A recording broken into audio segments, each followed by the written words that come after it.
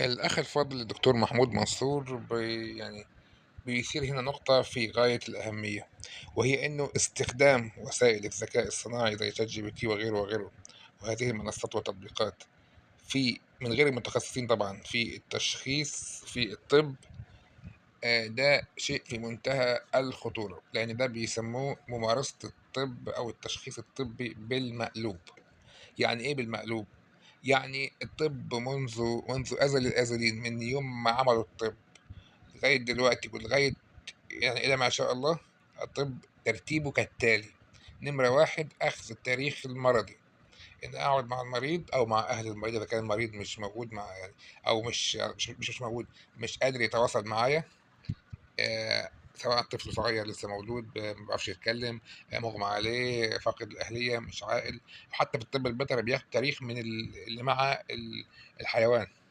فلازم يبقى أول خالص، خالص، خالص ناخد التاريخ المرضي الhistory of the patient.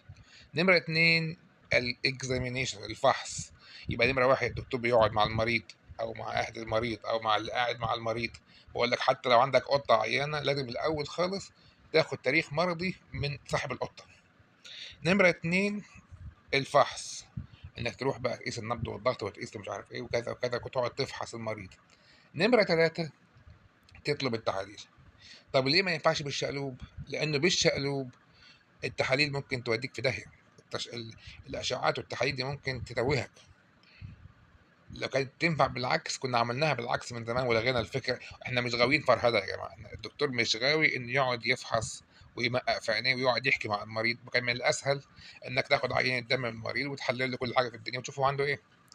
دي حاجة اولا مش عملية، لان مفيش حد في الدنيا هيقدر يحلل كل حاجة في الدنيا. والحاجة التانية هتتوهك يعني.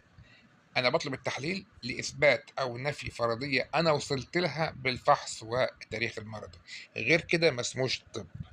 إحنا بنشوف مهازل، بنشوف ناس جايبة ريكوستات أشعة طلبها لها ChatGPT، يعني ChatGPT هو اللي قال له روح اعمل الأشعة الفلانية. وبنشوف ناس عاملة أشعة وبعتها لChatGPT عشان يقراها لها، وبناءً على قراية الChatGPT شخّص نفسه وقال لك أنا عندي المرض الفلاني. ممكن يطلع صح في بعض الحالات، لكن ممكن يطلع غلط، وممكن يوديك في داهية، يوديك في تشخيصات تانية خالص. لأنه الناس اللي مش فاهماه إن التحاليل لوحدها أو الأشعة لوحدها لا تشخص لوحدها ولا تنفي تشخيص لوحدها. مثلًا على سبيل المثال تحليل عامل الروماتويد بيطلع موجب بالكدب في 30% من البني آدمين اللي ماشية في الشارع، وبيطلع سالب بالكدب في 30 ل50% من مرضى الروماتويد. ده مثال واحد بس.